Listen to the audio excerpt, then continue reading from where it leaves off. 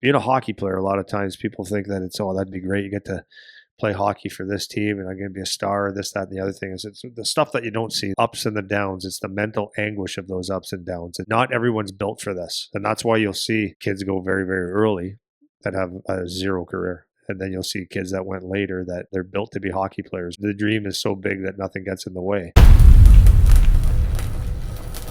So we're both under the weather. Why do they say under the weather? You know? I don't know. What did you think about doing your commercial shoot today? What did you have to do? Nothing. I just had to hold the phone. Like, what was the purpose? The purpose was to explain the app, I think. Oh. But I wouldn't have taken the role if I would have known. Like, it was supposed to be, I was supposed to act like sorry, just to go back a second. Like, I'm wearing a hat because you and I both have bad colds going around. So people that are on, that listen to this on the radio, whatever, if you're not seeing the video, it won't matter to you, but it might sound like we're both stuffed up because we are. For people that are watching, I don't usually wear a hat and I don't usually have watery eyes like this. So it's basically to cover my hair that looks like I can wiped a slice of salami on. Eyes are watering, nose is running, Kleenex in my freaking nose. It's brutal. I know you're the same thing. It's not great. No, so it's not great. That's where we're at. So anyways, what was the question? What was my part? Yeah, what was your commercial part? I didn't have to say anything, thank God. When we were walking up the stairs to do it, I was supposed to be a, what's the word? Overzealous dad, hockey dad. And I said, well, I'm not taking the part then. Nice. I don't want to be that. So anyways, it was just to look at the app. I'm somewhere watching my son's hockey game on the app. So it was just a photo or a video of me watching it. And then the thing came behind. Oh, he's watching the app. I think. I gotcha. Could be something else. Could be a cat commercial. Yeah. I don't know. I found it pretty useful personally. What? Actually being able to use the app. But I grew up in technology land where you didn't necessarily. When you were, okay, let's do it this way. When you played, and then when you maybe up to when you coached Bell Tire, how did you like communicate? Like, how did your coach contact you? Well, that's what's amazing. Like when I played and when I was in the OHL, when I coached in the OHL, you'd put shit on the whiteboard. You better remember. No, 100%. It was the bus leaves at 11, be under it. Right? So there was no no, your parents weren't kept in the loop. There wasn't any as a little kid? Even when you were in minor hockey, like playing and stuff. Okay, so we'd have the original schedule would be put on a piece of paper on the ditto machine, not photocopied, ditto. So it would be that smelly alcohol thing. Oh, yeah. And then if there's any changes, the coach would have to call everybody individual or tell you at practice. You better remember. So did you ever get because of that, communication problem where was it ever people not showing up or nope. late? Everyone still was okay? Not normally. It wasn't for me. It is interesting how things change. Well, because now, from my perspective, I can't imagine not having the convenience. I can address everybody by that. I just go on the app, send my message, done. Yeah, itinerary for the weekend, sent it out today. Jake sent it out today, done. Yeah. It's no, don't need to make sure everyone's on the same page. I say that all the time, right? Like now we're going back a lot of years, really, not really. But we used to have to, I would imagine being a coach in 1989.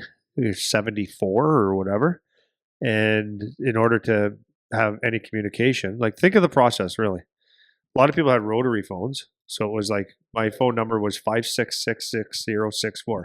So 5, wait, 6, wait, 6. My God. Then 0 was you never wanted a number with 0. It was seriously. Then hopefully someone answers, because if they didn't answer, some people had answer machines, some people didn't. Hopefully someone wasn't on the other line because it would have a busy signal. So if you had someone on the phone all night, you had a young guy on the phone talking to his girlfriend or something like that, coach would have to call you 50 times, 100 times, maybe all night, maybe the next day. It's just a total process. What was it like when you were in Bell Tire? What did you do? Was it all email? Manager. So and there was email. Yeah, there was email. So like So any email. update communication was always an email had to go out to whoever. Yeah, I sent it. It was Maureen. She would send it all out, or we'd have conversation. But think about it, man. Like, uh, it goes hand in hand with, like, technology is really good in many, many ways, because now you can get in your car, punch in 22 Shelley Drive, Sudbury, Ontario, and you don't have to think. Whereas before, it would have been either grab a map, like how I used to travel, like when I used to go out of town. If I went to, let's say, pick a city, right? Go to London. Okay, I know how to get to London, so I'll take the 401 to London. And hopefully you said, it's at the south end or whatever, north end, whatever. So, okay, so we're going to get off on this street and I'll find the first gas station and go. That's how I did it. Because I couldn't really read maps real well, but that was the other option. Yeah. So I that's remember how my you did dad it. printing. Yep. Directions. They'd have to print. We'd have 5 sheets printed from Google, whatever, to figure it out, and then we would half the time not like get lost and whatever. But listen to this. So my home number 566-6064. My grandparents' number 560-0264.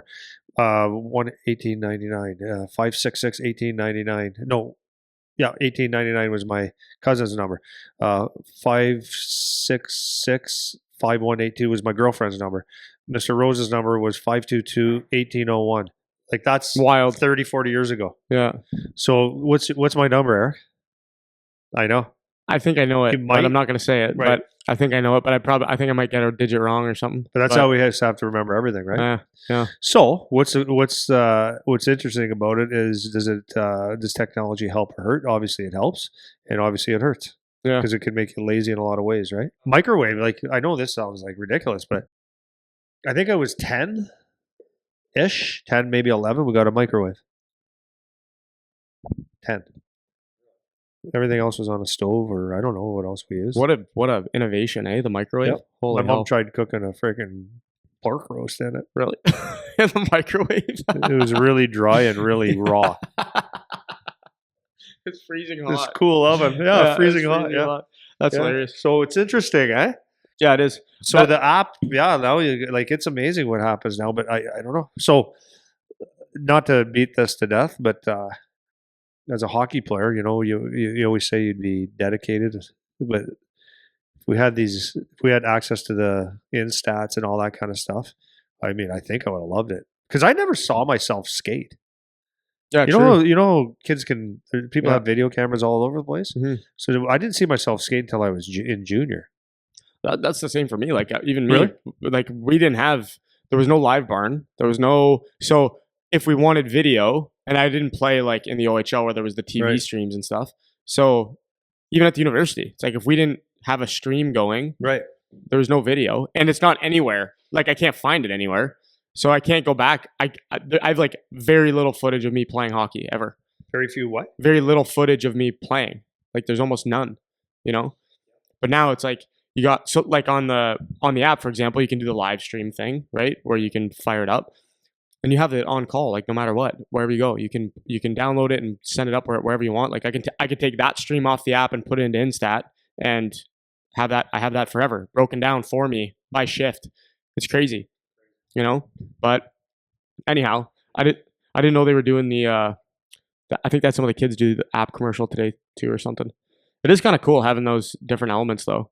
That's like a unique thing. I didn't know I was going to be an actor. You know what I mean? Now I didn't know I was going to be an actor. Yeah. Now we're acting. So for anyone that hasn't used it, because I know we talked about it a bit last week too, the app is free. It's called BioSteel Teams app. You can download it off the store, and it has everything you need basically to run your team. So it's any of your chat communication, schedules, where the arenas are, live streaming the games, and they're constantly adding different features. Like, they just added the ability to calendar sync with like Google Calendar. Oh, cool. Which is huge, because I don't know about most people are probably like this. They probably use a calendar for most things, like a Google Calendar or Microsoft or whatever. I know you don't, but you'd be the exception. I would say. You're my calendar. Yeah, I know. But I use it for everything, and I have 3 calendars that are all synced through Google Calendar, and then this one was like not even just for our games, but I have all the teams because I'm on all of them. So I have literally, you just push one button and you add the link to your calendar, and it puts all the games are now in the calendar. That's like the most useful feature ever. So especially for parents and stuff like that. Is that not a common feature in It's apps? not. Oh, cool. No. So apparently, actually, Dan was telling me when they were thinking of doing this that it's actually more complicated than it seems. Yeah, I add the believe feature. it. I believe it. Which most people are not app developers, and I'm not an app developer either, but I know some of it just from school. And like to do little things is actually complicated. Like it's actually hard to make the logic always work the right way. So between like the signups, like the fact that it's as easy as it is to sign up, that's not like a simple thing. Like it comes across simple. It's like, oh, I just have to push this one button and then I'm signed up. It's like that's not easy to do behind the scenes.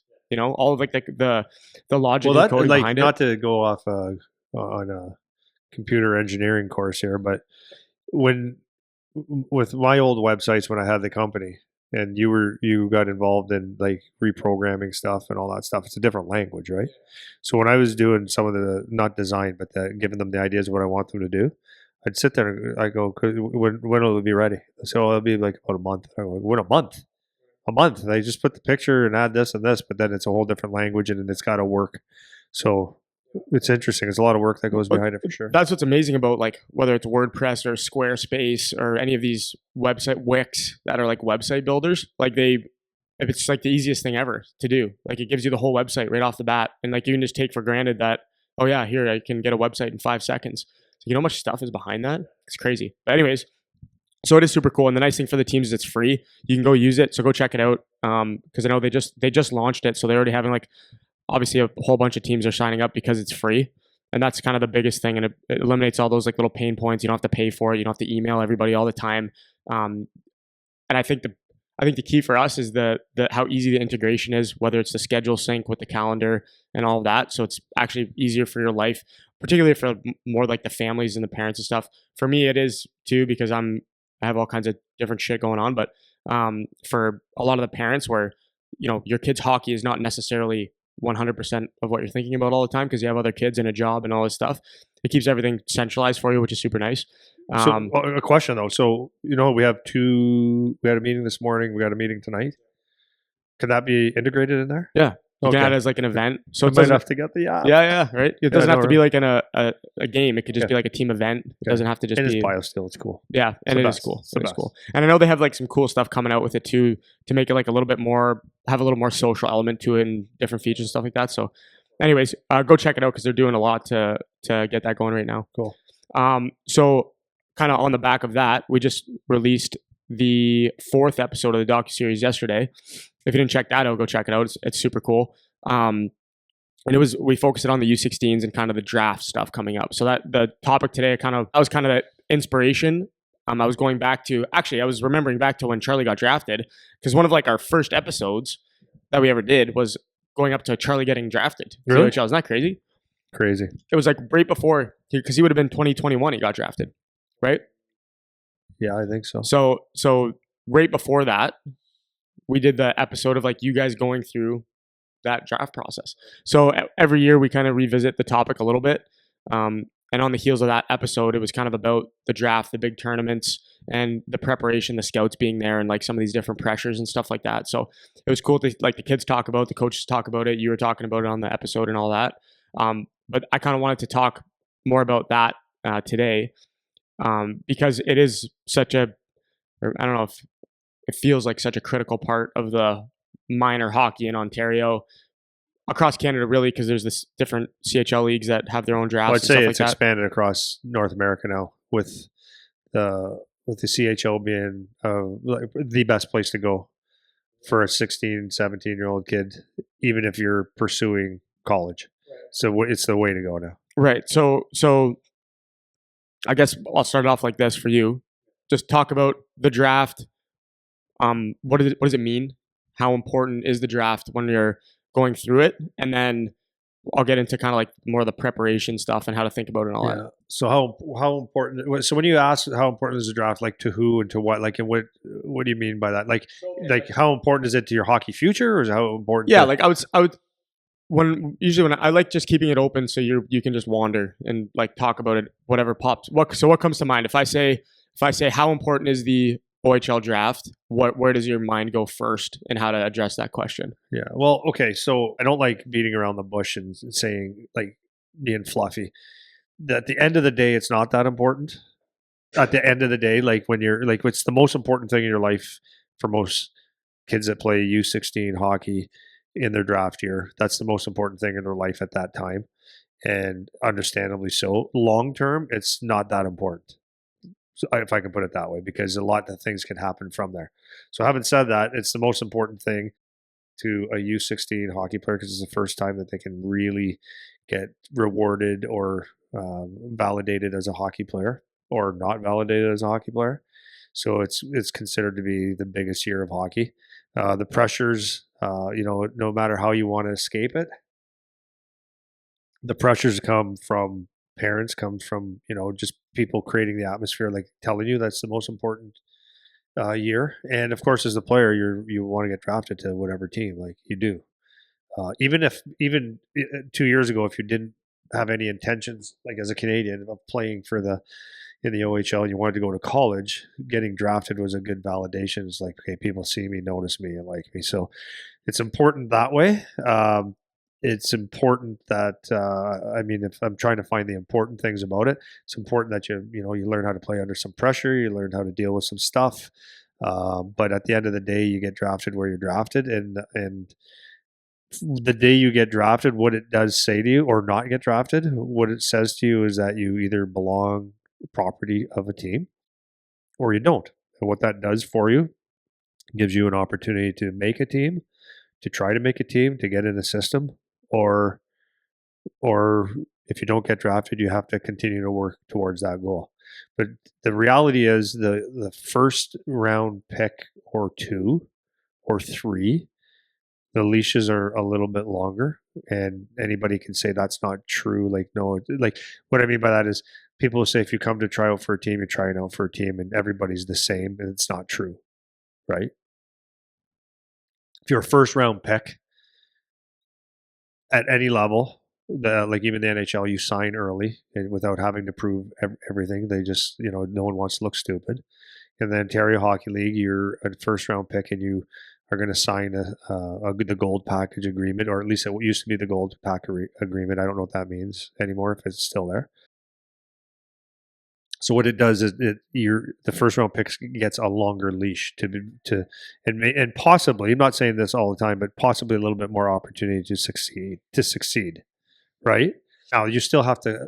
I've seen several first round picks be out of the league in a year or two because they just aren't good enough. But the leash is there.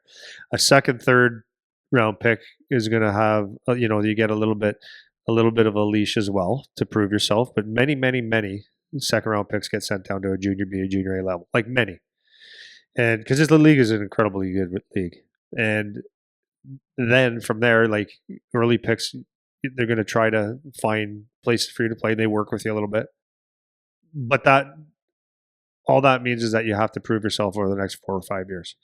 And the hockey players, they start coming up from different rounds or free agents, and so the draft itself is important. It gives you a place to marinate or develop with a team if you are drafted, and if not, it doesn't mean the end of the world at all. It means that you just have to do it a different way. Easy to say, easy to just talk like that, but it's true. Yeah, because I like it is. This is why we try to keep the talks a little bit more, real. Because I remember that's like the most important thing ever. It's like you can't you can't talk a kid out of feeling like this is the most important thing ever. But it's kind of In their world, it is. right. So it's like trying to get them to manage the expectations. Now, I want to touch on this like a little bit. Do you see any big changes or differences in the importance of the draft now that the eligibility rule thing is different? Because in my mind, now there's more opportunity for more years for kids to potentially make the jump up to the OHL because one, kids could leave from the OHL to go NCAA, and I guess vice versa, but they can leave from the OHL to go to the NCAA. And now good players that become good a little bit later don't have to say no to an opportunity or not look for opportunities in the OHL because they can't, because they might think, oh, I'm delayed a little bit more. I need more time. So maybe I'll wait to try to go the scholarship route when I'm older. So in my mind, if let's say I'm U16, I don't get drafted, but I think of this with my team because I got kids on my team are very good. And I think, yeah, maybe they need a little bit more time, but somebody, especially for a few of them, like somebody should take a chance on one of these kids because they're good. 1,000%. So now that kid that's going to be 16 turn 17, maybe I'm gonna pursue trying to get a camp invite to the OHL now because that road is no longer closed in the same way it was before. Does that kind of make sense? Yeah, it makes total sense. Yeah. So do you see that changing the, I don't know if importance is the right word, but maybe maybe the gravity of the draft at the U16 age? I don't think, no, because I think when we play hockey, everything is a very short term thought, right? The most important thing is like like this is a true statement. People are in such a rush to get to the next level or to do the next best thing. It's a major rush, and I get it, like for sure, right? I get it. So if you don't get drafted, it's going to be a devastating day because what it's telling you as a 16-year-old is you're not good enough. That's what it's saying.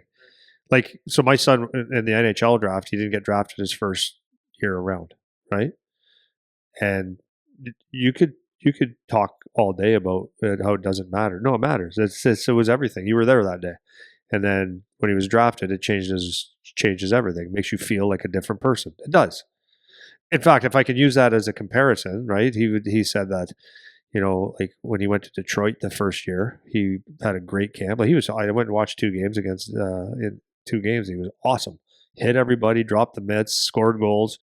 He was awesome. And he said at the end of the day, he goes, I just felt no matter what I did, there wasn't really the opportunity. And he may have been right, may have been wrong. But when he got drafted to Dallas, he went down there. He just said it felt different. It felt like, okay, you're in our system. Like, we care about you.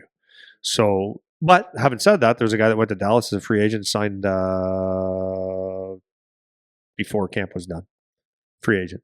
So it's everything's doable. So, anyways, do I think it'll change the attitude or change the demeanor of people? I just think the short term goal is to get drafted as high as you can, and everybody I shouldn't say everybody. I hate saying it like that, but people give themselves a lot more credit for being a good hockey player than they necessarily deserve most of the time. And that's my statement all the time: overestimate, underestimate. A lot of people overestimate how good they are. They underestimate how good everybody else is. They overestimate what they can do, and then they underestimate how good a league really is, how good you have to be. They overestimate how hard they're working until they get somewhere, and they underestimate how hard they needed to work. So people learn, and then it comes out like they got screwed. It's bullshit, but it's not. People are, when 20 teams look at you, then I'll say it with my son, right? In the NHL draft that year, 32 teams had a chance to take him 7 times. In the first year, it didn't happen. He heard from a lot of teams, was supposed to happen, but it didn't happen. So is it bullshit or something missing in your game, right? So that's what you have to look at now. So that's the short term thinking. Once they get their head out of their ass, take the shitty diaper off, and I say that to be kind of funny, but when you get out of the mindset that you didn't get drafted, if you look at it logically, and parents play a big role in this, is you got 5 years or more. Now with college there, you got 5 years from 16 to 20. That's 4.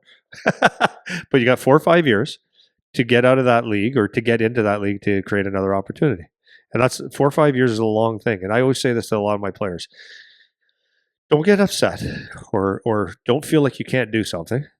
Because if you take the last 5 years of your life, how much have you improved as a hockey player? And a lot of that was just by accident.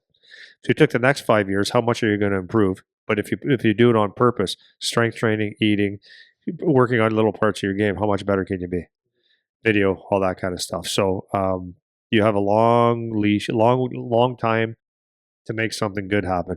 And an example that I'll use right now, there's a lot of kids that came from different leagues in the OHL now, and they're older. Right? London has 2 guys from different leagues that are overages on their team. A couple teams have overages from different leagues. So that's new and that's different. But if you're a good hockey player at 19 and an OHL team recognizes that, like, it's perfect. And so with Guelph, they have a kid that is doing great. His name is Chris Soares. So he's a 19-year-old. He was recruited he was going to go to Mercyhurst University, and he was drafted to Sarnia. He would be the same year as Mackenzie, so he's an 06, Mackenzie and Lachenko. Went in the 11th round to Sarnia, and he got released. But he came out to Guelph, and he's like Ryan McGuire. Remember Ryan?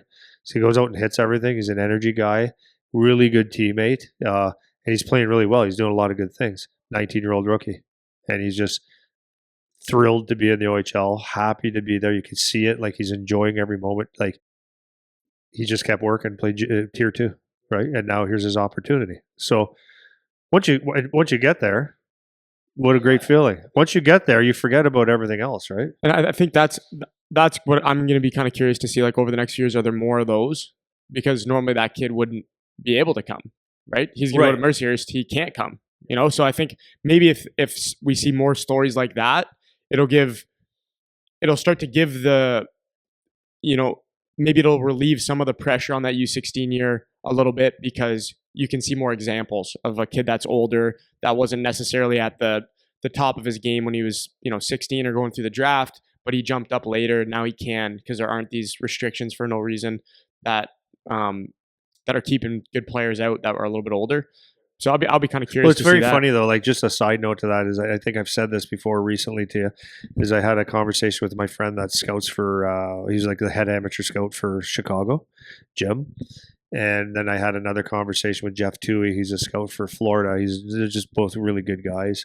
So I was asking them a couple questions about drafting and stuff, and they both said in different ways. They said, like, most of the time, we're just projecting that this might be a player that we like. And how can you tell a 16-year-old is going to be a good 18-year-old? So when I watch the OHL, for example, I've seen high first-round picks just not pan out at all. Like, can't play 2 years in the league. Like, or fourth liners after a while. Like, you can see it's done. It's over. It's there's so many mistakes. And I've seen so many guys just become very, very average. And I've seen so many later picks be really, really good players. And like, when you look at it as a parent that doesn't understand the game, or a player that doesn't really understand the game, it's like you can't say I'm a first rounder, he's a 12th rounder, because it makes no difference now. It's like you get your opportunities, and it's up to you to produce from there, right? Yeah. For example, Braden Bowman that played with Charlie just got called up to Vegas tonight. Did he? Yeah. Wow, good for him. So, like, if you look at that draft, he was a seventh round pick in the OHL. Didn't play the first year. COVID the next year. So he played 3 years. Got 27, 37, and 37 goals, something like that in the OHL. Wow. But he Good for him. wasn't drafted in the NHL. Played, did his job. Got called up to Vegas for tonight. Wow. And the weekend. And maybe more. Wow, good for him. Yeah. I So didn't know that. it's cool. the hardest thing to.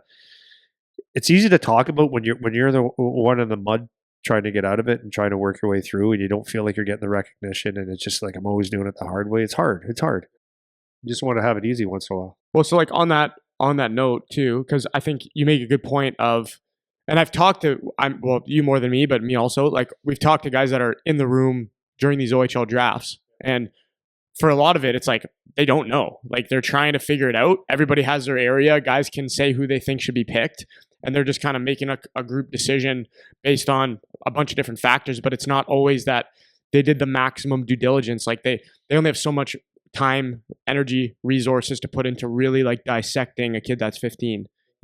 So that's on the team personnel side. But for the kids, being seen, getting drafted, and getting that opportunity, however accurate that is on the scouting or team side, it is, or at least it feels, super important. So for the players It'll never change. Yeah, for the players that are going through it, what would you say in terms of what do they need to do, or what do they need to focus on to get that opportunity, to be seen, to be somebody that has an opportunity to get drafted or might be picked? How much control do they have over that, and what are the things to focus on? Well, you can't control if you're 5'3". You can't control if you're 6'3".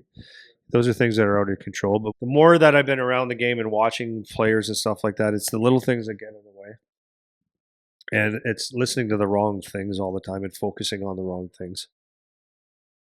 What you can control every day is your attitude. What you can control every day is your work ethic and your habits. That's what you can control, right?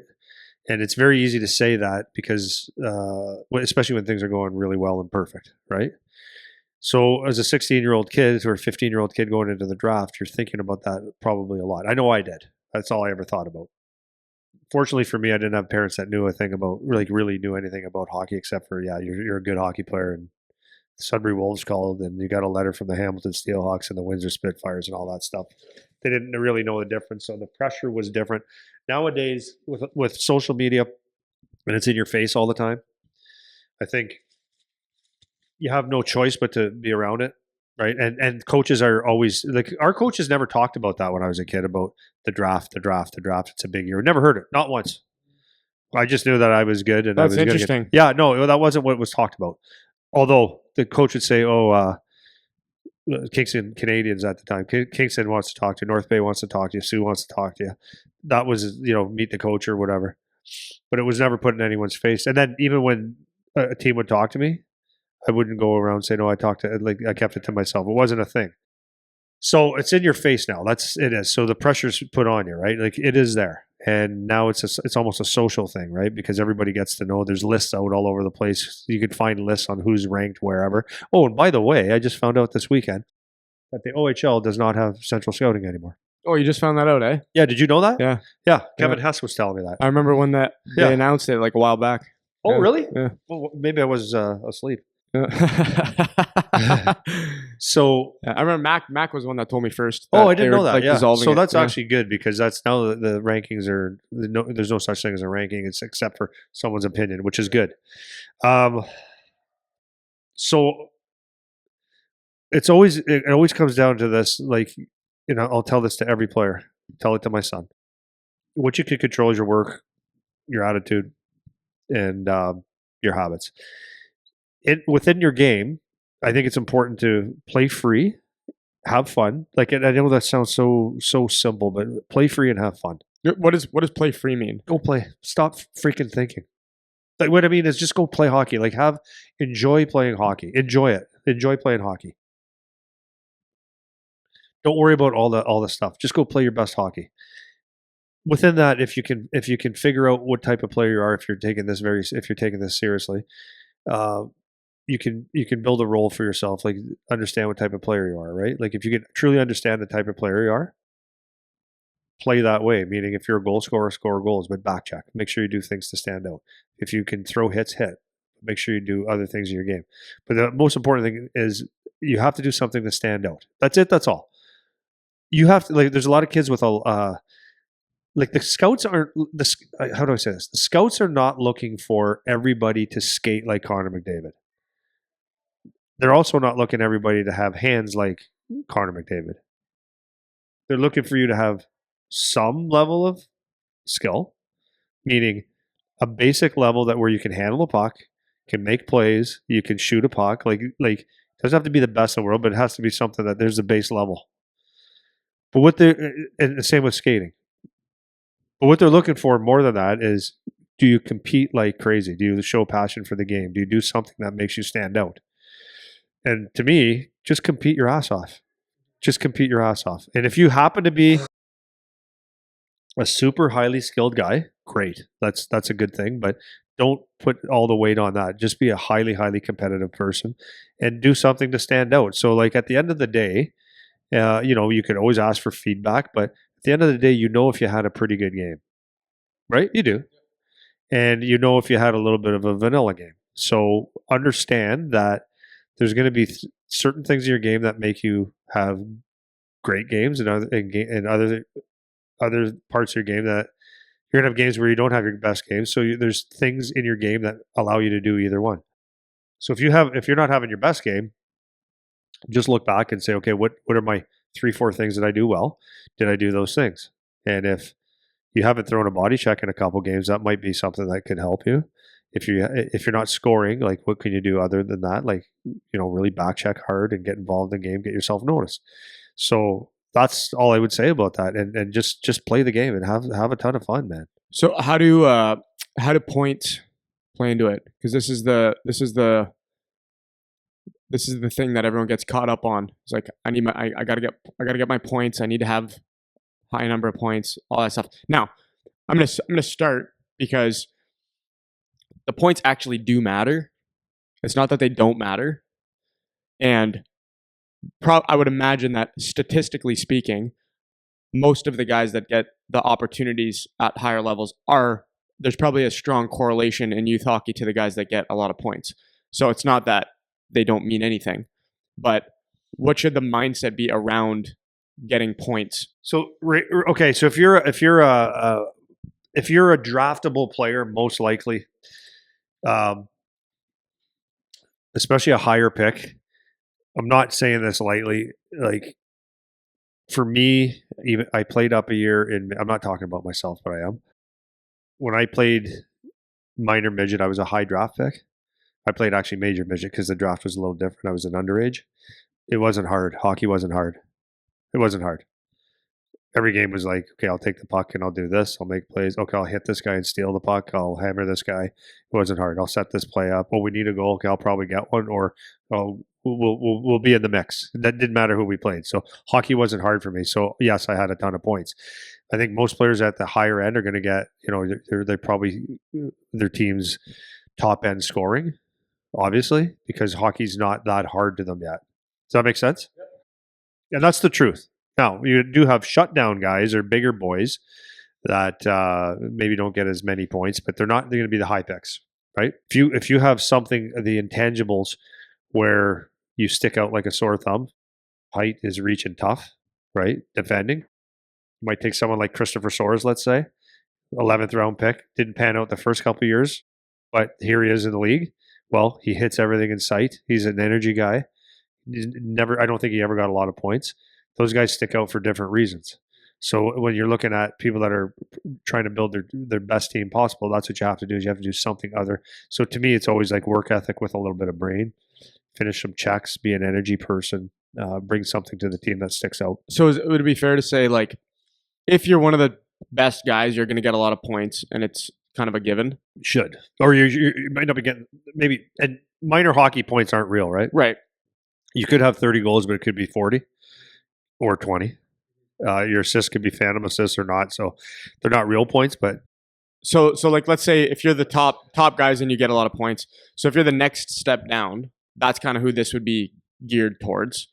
Of the guys that, rather than consume yourself with points, you'll get some, but it's more just like trying to do right things and figure out how. I think the way that, I mean, you talk about it this way as well, but this is the way that I say it too, is like, how does your game project as you get older? So George told me, like, we were talking about, and I don't mean to talk about the Guelph Storm all day, but it's just like very close to it, and I've had conversations. So we're talking about some of the kids that were drafted, like the year, the 07s, I think it is, and Parker Snellgrove was a second round pick to Guelph, right? So in that, when he played in London, on that team, there was Ryan Rubrick. There was Aiden Young. There was, like, I think a few really high picks, and he went, and George said, like, he did all the work for those guys to get the goals. George saw that, and he's pretty much the same type of player in the OHL. He works his ass off. PK, forecheck, back check, penalty kill. I already said that, but face-offs. He works his butt off, and he gets some points here and there. He might evolve into more of a point guy, but that is exactly what George saw, right? So the second fiddle guys, or the next layer after your goal scorers, is bringing you something totally different, and the professionals can see what that is. And I think that's the terminology, like that I use more and more, is the what about how you play is translatable. Like, what about it could you use if you're playing against better players, bigger players, stronger players, and if players can identify what that is, then that just helps you settle into what an identity could be kind of for yourself outside of the points. And then if the points come, that's a bonus and great, right? And if you're doing the right things in minor hockey, a lot of times you'll end up getting some points, which is cool, but it doesn't have to be all about that. I think finding those things that are more translatable, that can move you up the chain, is a little bit more important. The points thing is a real pain in the ass because, like we said, it's not important, but it's important. Makes someone feel good and stuff, and you do want everybody to contribute on the score sheet. But at the end of the day, every time you move up a level, the the need to have a not a niche but a role, be able to take on a role is more and more important. So like you get 40 goals in the OHL does not mean you're getting 40 in the NHL. It might mean you never make the NHL if you don't change your game or make it NHL adaptable. And same with minor midget going into to the OHL. It's like what got you, what made you successful or whatever might make you successful here, but you're probably going to have to adapt your game a little bit. Yeah. What do you say about the parent role going through the draft? Yeah, go ahead. You seems like you already know what I'm going to say, so go for it. Well, the parent role is just really to support and not to let them get away from themselves, right? Like I think it's important to let your kid dream. But here's the thing, right? Like the role with a parent is actually very important how you approach this thing, right? So if your kid seems to be like a good player, like that has a very good chance of getting drafted. Here's the thing: when you watch your kid play hockey, this is the easiest way I could say this with, and I'll sound like an asshole at first. When you watch your kid, if he's not one of the best players on the ice every single night, he probably won't get drafted. How's that?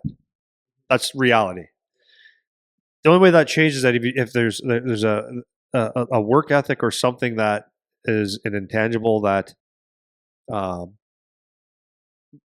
that someone else sees, but you probably you probably won't. As a parent, you shouldn't be too excited at that point because that's a burger flip there, right? If you're the best player on the ice every night, because every team, not every team, teams a good an average team. If you have a couple kids drafted, that's a goal. That's a win. So if your kid's not one of the best players on the ice every single night, that's an indication they probably won't get drafted. So now you can calm your kid down. Can help to get better. Now the goal is now the question is it your dream or is it the kid's dream? Are you pushing your kid so that you get them so you get drafted so you feel good? Right? So that's number one. When you have a kid, and so let's say you don't know those rules. First of all, let the kid enjoy hockey. Let the kid enjoy hockey. Let them have fun. But you're there to guide them. And that's what I would say to every parent at every point. You're just there to guide them. So if your kid is obsessed with getting in the OHL draft, he's like, and you know he's not, like, I don't know why he would get drafted, or you're sitting there going, I hope it works out, but I don't know. It doesn't matter. He has a dream, and that's okay. You're there. You should support it. But you have to put some velvet around the sledgehammer, right? So explain to the kid to work, to dream, and what could go right, what could go wrong. Are you not to say that you're painting a negative picture, but you have to also set up the stage for being realistic, right? And teach them about the long road. Teach them about the long road. That if it doesn't, teach them that this is short term thinking about the draft, which is important to you. I want you to do everything you can. Point out that if they are you working out? Are you doing the things? And then look at the long term thing, right? Like if you do get drafted first overall or not drafted at all, nothing should ever change. They should be working, and it's a long term game, anyways. So parents' job is, in my opinion, is to support. Don't let their head get too big. Like especially someone that is like the talk of the town everywhere. Like it's easy to think that you're real good, right? So parents' job is to kind of hopefully rein that in and let them know that a lot of things can change and So it's a long term game. what does support look like versus just like adding pressure?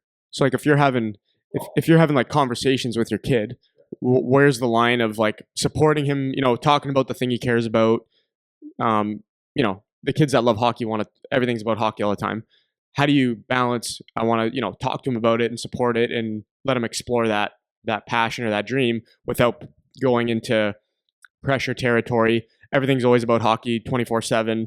They can never breathe. It's just always in their face. Like what is that? What are the differences there from your perspective? Well, I think what you said it is everything's in your face, right? Like the pressure from parents will come when you talk about how important, like you talk about how important this year is. When you start talking about this is a big year, like for who?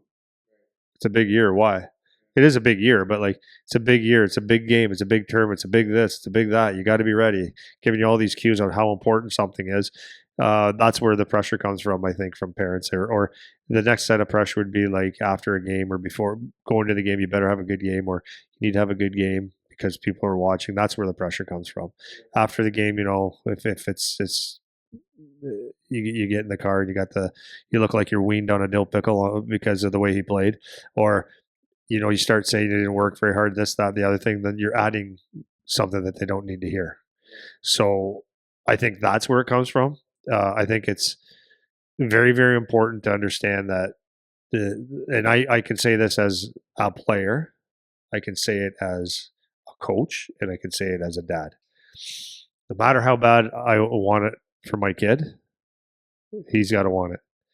And that's just the bottom line. And for those who want it, they figure it out. And sometimes the lessons are harsh, right? Because things don't always go your way, but that's part of the learning piece, right? It's like, okay, I really want this. I thought, but I didn't do this, or, oh, I need to be better at this, or it's going to take me longer, but they have to figure it out. And if they have the desire to do it, they will. It has nothing to do with parents, man. Like I say that like in a weird way. If they're going to do it, they're going to do it. You can't push wet noodle, right? You can't play pool with a rope, right? I think the way that I am thinking about it just as you're talking is I feel like the parent's job, the reason I think of it this way, because I think this as a coach too, is you want to create stability for the kid. So the reason I say that is because talking to a lot of these kids, it's amazing to me like how fast they go from an extreme positive to an extreme negative to an extreme positive, like the emotional swings and the timeline over which that happens. It could be the matter of 2 days. Like everything's the best, and then 2 days later, it's like everything's the worst. And they don't have a good perspective on the time horizon for things happening.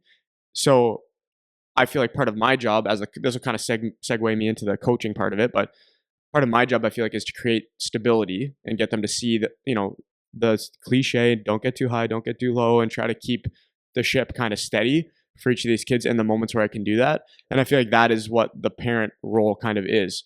They have to figure it out. They have to be the ones that want to do it or not. And I think the job of the parent, the way that I see it, at least my opinion, is just stabilize that journey for them a little bit. Take out some of the highs and lows and keep it a little bit level. Yeah. So I had a player in here the other day asked to talk to me. So the question was, I know that it was interesting concept. I know that psychologically, how do I deal with this on the bench? I'm not the number one player. I'm a little lower on the totem pole, but I understand that is what the player said. I said, okay, but it's still hard because I want to play, but I know where I stand on the team. But how do I get through it? Like, and it was back and forth like that. They were trying to get it out of their system, but I understand. I know exactly where I stand on the team. So I said to this player, I said, okay, because this is like being a parent right now, right? That could be your kid saying the same thing. So you can bullshit and say you just keep working hard or come up with a bunch of stuff that doesn't mean anything. But the first thing I said, okay, like number one, you have the right to be upset because this player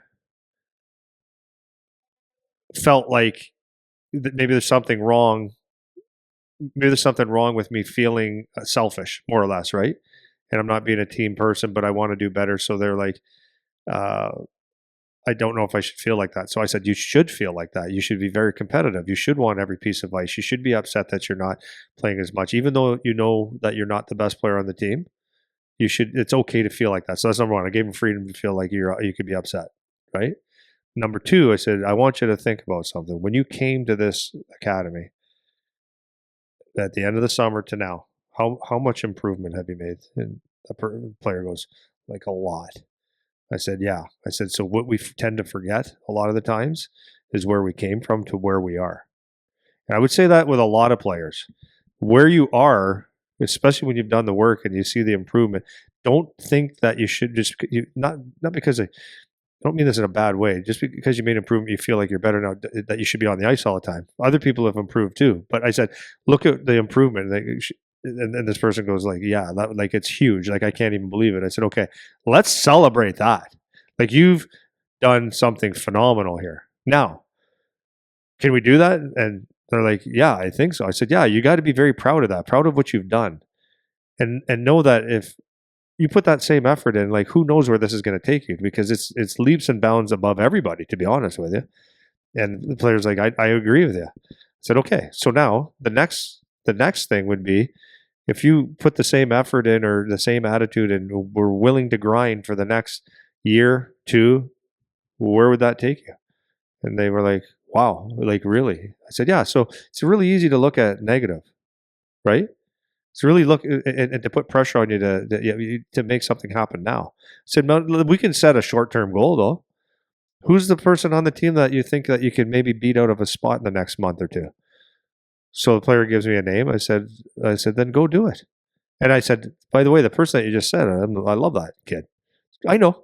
I said, but so it's not a bad thing. I said, this is what hockey is. It's a competition. It's taking jobs and getting jobs taken away. So, but they're one of my best friends. I said, I know. I said, but that's not what this is about. I said, because what'll happen when you push is you're going to push yourself. And if they see them pushing, you're going to push them. And in turn pushes the whole team. And I said, that's what hockey's about. But I said, you got to take care of yourself here. So that's the parenting role of that, is that you can either put pressure or you can help find solutions. And that's what we try to do. So when the kids play in the game and, they're talking about getting drafted and stuff, it's like, be as real as you possibly can, but give them a reward if they're doing something well, right? You're playing really well. You're working on this, but let's look at this long term. I guess kind of branching off of that, my last piece was kind of talking about the coaching side of it. And if you're the one responsible for the whatever 17, 18 kids on that team going through the draft, how do you coach that? Like, how do you coach through that? How do you coach the kids through that experience, through that pressure? How do you balance everybody wants opportunity, everybody wants to be seen, everybody wants to play in the big minutes, all of that. What is your, I guess, perspective or philosophy for the coaches on how to appropriately behave through that experience? Because you're basically the one that has to deal with all the shit, right? You have to deal with good and bad. You have to deal with the conflicts, the emotions, the pressure, and all of that. And you're the one that's like the frontline troop there. So what's your perspective on that for the coaches going through that process? Well, this conversation, I don't know how deep it goes, but like if you want to address the team and parents, you could do that and basically explain. Like in my situation, I could probably get away with a little bit more because I've been around the OHL and like high level hockey for a long period of time, where people would say, okay, you might have a clue, but they still don't listen. I could sit here with our team, like if I was to coach the team this year or next year, I could sit there and say, like, just so you know, there's only like as good as we're going to be, there's going to be possibly 3 kids get drafted if we're having a good year, maybe 4, maybe 5, but that's pushing it, right? So that's the number one. So if it's not to say that you're not one of them, but you have to really be realistic about this thing and look at it. If you're not one of the best players on the ice, whatever. The next thing I would say is I'm not coaching here for people to get drafted. That's not my mandate. Is to make sure everyone your play is going to dictate whether you get drafted or not. Whether it's not that you would do this, but like whether you're getting all the ice or like limited ice, which I would never do. I would just play people. So that's your play is going to dictate whether you get drafted or not, like legit. And then I would give them, in my opinion, here's what it would take for you to become a hockey player. And I would explain that to them, and I would try to coach each and every one of them to the best of my abilities to master that. Meaning, if you're a shutdown D, here's how you're going to be good at it. If you're a playmaker, whatever it is, like to be the best they can be at that thing, and that's all you really can do. Now I know the emotions and that's going to be back, but it's just like having kind of like little dialogues, right? Having dialogues and creating a path for them if you can. Yeah. I think that's probably the most challenging, one of the most challenging years to coach, just because everything is so heightened, which it doesn't. I mean, maybe it's not fair to say it doesn't need to be, but it is what it is. But for the parents that are going through it with the kids, I think it's important that you try best you can to, like I said, be that stability through the process where you're making yourself and this is the thing too, is like it's hard if you're a coach that wants to be a coach and move on and coach and all that stuff, because then it becomes more important, or it can feel more important that you win games and stuff like that. So that can make it a little bit more complicated. So it's easy to say from my perspective, where it's like I'm not trying to go on and be like a OHL coach or whatever. And that's a very, very valid point. I was going to say something along those lines, and I would say that to all the kids that are here. I'm not trying to, like, the coach's philosophy is going to make a big difference on ice time and all that kind of stuff. So if you're a coach that wants to, like, your pride is in your wins and losses, then you're probably going to play players more just so you can maybe win a game or whatever, that's your philosophy. It's fine with me. But for me, and if you I would rather have a team where everyone is working and I can count on everybody, and you know, it's not. It's more about development. And the thing is a lot of people can argue winning versus development, but at the end of the day, if you develop a player properly, whether it's could be sitting him that makes him a better player, or not sitting him, but not caving into giving everything fair and equal. It might be the lessons that they need to learn to move on to a higher level, because that's what's actually called coaching, right? I think the philosophy matters. So my philosophy would be what I said, but if it was just about I was trying to get, and it's a different philosophy, right? A coach that is there for themselves is a lot different coach than is there for players. So if it's important for me as a coach to get as many guys drafted as I possibly can by winning, then certain guys are going to benefit from that. Well, this is why maybe is a little unrelated, but this is why you don't see really a lot of coaches that are in youth hockey become like OHL coaches, or a lot of times it's guys that played in the OHL or have been there, and people say that as a positive and a negative. Like on the one hand, it's old boys club.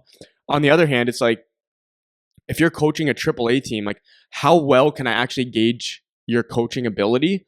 Because you get what you get with your team, right? If you coach, would you recruit? Yeah, like so typically with AAA, it's if you live in Toronto, you're going to get a better crop of players to pick from. If you don't get a better crop of players to pick from for us in Ontario.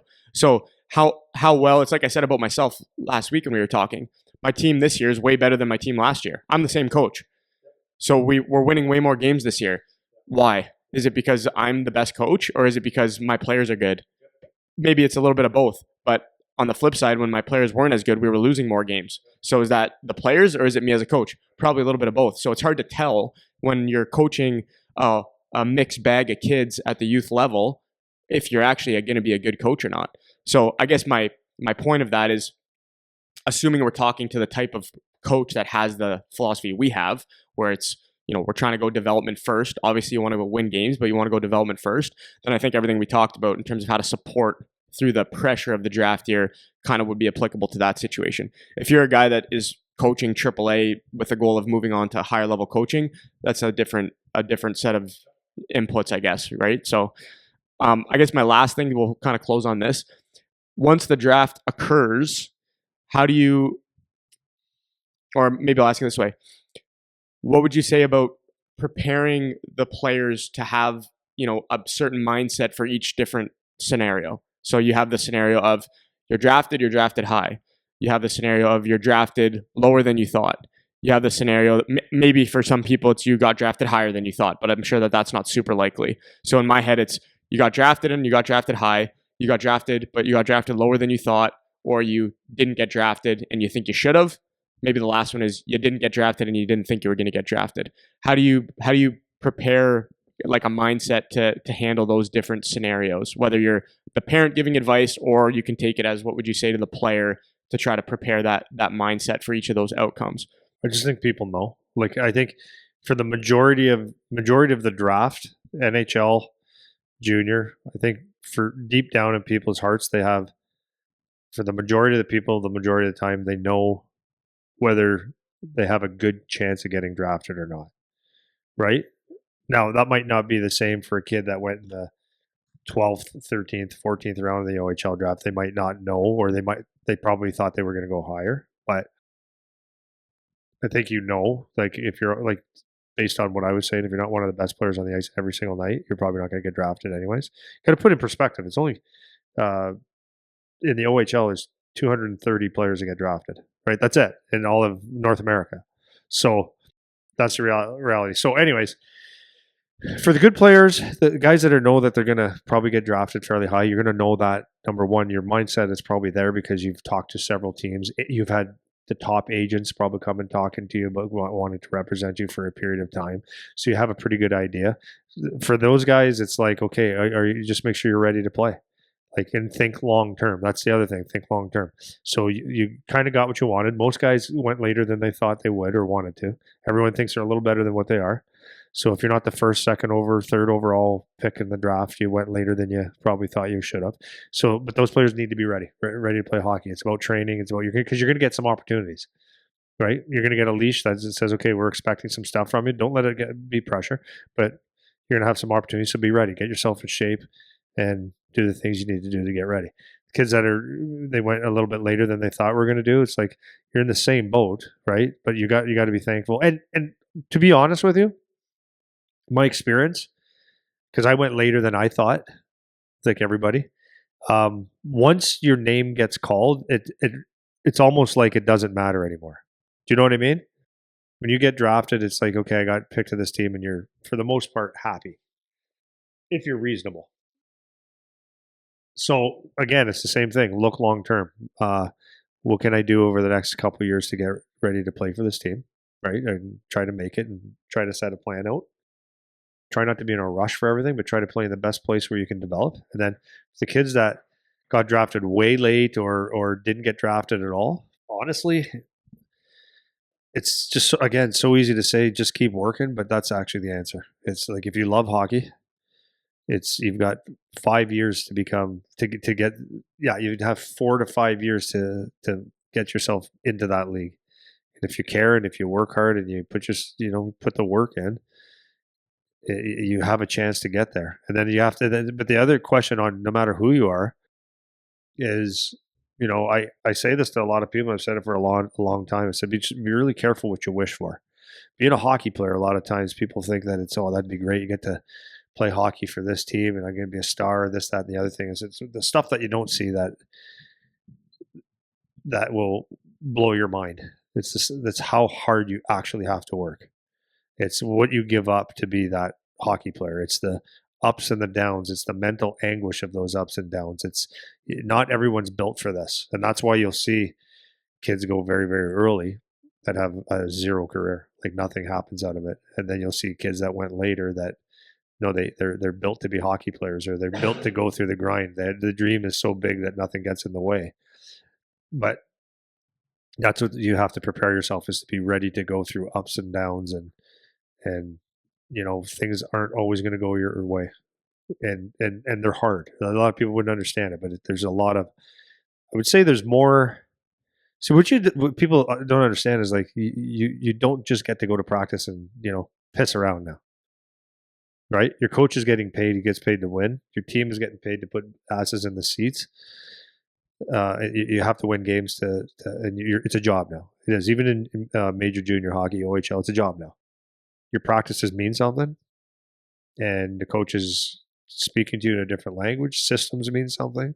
So be a student and be willing to learn. And that's what I've always said to you and other people. Is like, don't go into the league and expect anything. Go in there with the mindset that you're going to earn everything that you get, and you're going to learn everything you can, and then that's puts you in the best situation to have some success. Right on.